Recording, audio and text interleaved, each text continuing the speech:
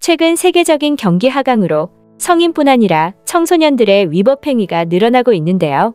특히 캐나다는 청소년 범죄율이 25세 이상 연령대와 비교해 2배 이상 높게 나타났습니다. 심지어 경찰에 기소된 사람들 가운데 청소년은 13%입니다. 하지만 전체 인구에서 청소년이 차지하는 비중은 이보다 낮은 7%로 캐나다에서 청소년의 위법 행위는 심각한 사회 문제입니다. 캐나다 청소년의 위법 행위는 나날이 심각해져 가고 있고 법으로서 통제가 안 될 정도로 큰 사회 문제로 떠오르고 있는데요. 이러한 청소년들을 교화하기 위한 시스템이 있긴 하지만 아쉽게도 완전한 해결책이 되지 못하고 있습니다. 3살 버릇 80까지 간다라는 말처럼 유아식에 심어진 인성은 평생을 가지고 갑니다. 아이가 청소년이 되고 굳어지고 나면 여간에서는 인성이나 성품은 바꾸기 힘들죠. 때문에 유치원 때부터 올바른 길로 교육해야 각종 나쁜 행동들을 손쉽게 해결하고 예방할 수 있는데요. 하지만 캐나다 내에는 어린이족이 인성교육을 잘하지 못하고 있습니다. 이러한 캐나다의 현실에 보다 못한 아동행동 교정 전문가는 해결책을 찾기 위해 백방으로 돌아다녔는데요. 그중 한 곳 한국에서 캐나다 아동행동 교정 전문가는 난생 처음 보는 한국 유치원생 행동에 갑자기 오열하며 뛰쳐나갔습니다. 한국에서는 일상적인 행동이었기에 유치원생들과 해당 유치원 선생님들은 갑작스러운 상황에 어리둥절했는데요. 그러곤 몇 달 뒤 해당 아동행동 교정 전문가는 자신의 아동상담센터와 인근 유치원에 한국 유치원 시스템을 캐나다에 도입하자 캐나다 학부모들의 스타가 되었습니다. 한국 유치원의 교육을 받은 캐나다 아이들이 180도 달라진 모습에 해당 전문기관은 예약이 3달째 꽉 찼는데요. 도대체 캐나다 아동행동 교정 전문가가 본 한국 유치원생의 행동은 무엇이었을지, 한국 유치원에 어떤 시스템을 도입한 것이며 이것이 캐나다 청소년의 위법 행위와 무슨 관련이 있는지 함께 알아보겠습니다. 동방예의지국 또는 군자국이라 알려져 있는 우리나라는 우더른을 공경하고 형제간의 우애가 깊으며 아랫사람을 사랑하며 예에 바르게 말하고 행동하는 것을 중요하게 여겼습니다. 이러한 문화는 오늘날까지도 이어져 유치원에서 예절 교육을 실시하고 있습니다. 그리고 심지어 초등학교에서는 바른 생활, 도덕이라는 전 세계 어디에서도 볼 수 없는 수업이 있는데요. 아이들이 활발하게 뛰어노는 것도 중요하지만 남을 배려하고 기본 예절을 몸에 갖추는 것도 유아기 때 반드시 필요한 교육입니다. 유아기 예절 교육 시스템이 마련되어 있지 않은 캐나다에 사는 한 아동행동 교정 전문가는 유아기 예절 교육 부재로 인한 청소년 위법 행위율 증가에 대한 고민이 많았는데요. 이러한 고민을 한방에 해결한 사건이 있었습니다. 바로 한국 유치원에 방문한 일인데요. 그런데 어째서 캐나다의 아동행동 교정 전문가가 한국의 유치원을 방문하게 된 것일까요? 한국을 방문하게 된 이유는 아동행동 교정센터에 같이 일하는 한국인 덕분입니다. 한국인 직원은 유독 같이 일하는 다른 아시아인들 중 가장 친절했고 예의가 발랐는데요. 그런 직원이 자신이 어렸을 때 한국 유치원에서 받았던 교육을 말하며 그때의 기억으로 나쁜 행동을 하게 되면 죄책감을 갖게 되어 예에 바르게 말하고 행동하는 게 몸에 배었다고 했죠. 얘기를 들은 아동행동 교정 전문가는 순간 번뜩였는데요. 정말 한국에서는 유치원에서부터 그런 교육을 받는지 궁금했고 과연 아이들이 잘 따르는지 궁금해져 한국에 직접 방문했습니다. 직원 말대로 한국 유치원의 시스템은 놀라웠는데요. 마침 유치원을 방문한 날은 한 달에 한 번 유치원 자체에서 정한 한국 전통의 날 행사가 한창 진행 중이었습니다.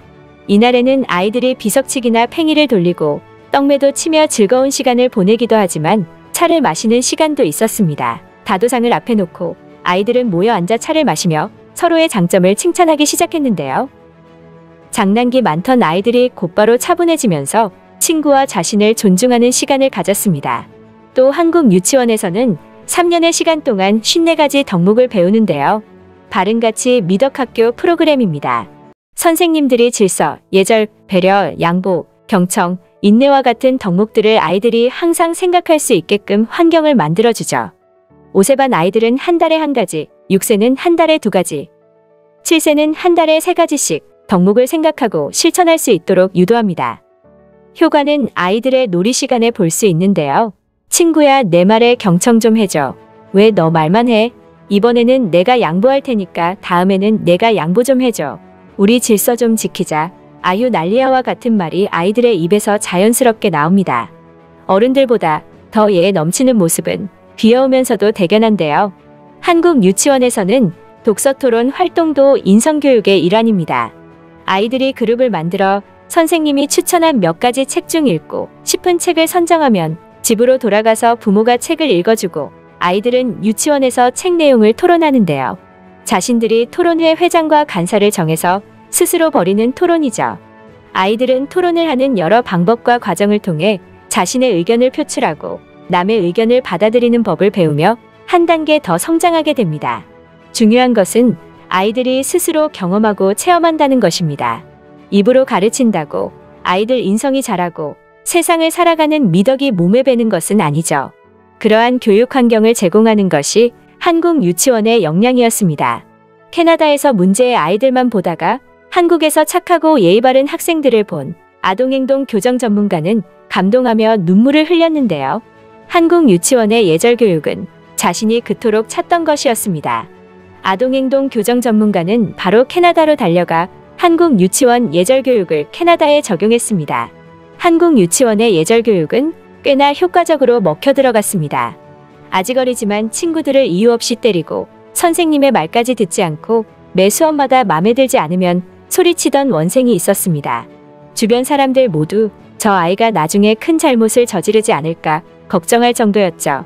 결국 캐나다에서는 문제아로 낙인 찍혀 모두들 기피하는 학생이 되었고 매번 유치원을 옮겨 다녀야 했죠. 그러던 어느 날 지인의 추천으로 한국 예절교육 시스템을 갖춘 유치원에 마지막 기회라는 생각으로 아이를 보냈습니다. 그 결과 아이는 180도 달라졌습니다. 처음엔 낯선 교육에 가기 싫다고 난리치던 아이는 예절교육을 제일 좋아하는 수업이 되었습니다. 제일 먼저 유치원에 도착하고 친구들과도 스스럼 없이 장난감을 같이 가지고 놀고 특히 선생님을 보면 달려가 먼저 인사하죠. 이러한 사연은 캐나다 지역사회에 소개되며 해당 유치원의 입학 문의가 끊이지 않습니다. 또 다른 유치원에서도 한국의 예절교육을 모티브로 수업을 진행하는 곳이 점점 늘어나고 있는데요. 이렇게 한국의 예절교육이 캐나다에서 드라마틱한 효과를 볼 수 있었던 이유, 캐나다의 가정이나 유치원에서 아이를 혼내는 경우를 거의 볼 수 없습니다. 혼내는 행위를 좋지 않게 여기기 때문입니다. 그리고 아이에게 매를 드는 행위는 아동학대라는 위법 행위로 간주될 수 있으며 자칫하면 경찰서에 잡혀가고 부모가 아이의 양육권을 잃게 되는 경우도 생깁니다. 이로 인해 제대로 된 훈육을 받지 못해 엇나가는 아이들이 발생하게 됩니다. 한국의 예절교육은 훈육의 부재로 인해 엇나가는 아이들을 유일하게 변화시키는 시스템인 것이죠. 유치원에서 시작한 한국의 예절교육은 청소년기 인성에도 영향을 미치며 청소년 위법행위가 현저하게 줄어듭니다. 한국의 예절교육이 전 세계 더 많이 퍼져남을 배려하고 기본 예절을 잘 지키는 청소년들이 많아지길 바랍니다. 도움이 되었다면 구독과 좋아요 부탁드립니다. 감사합니다.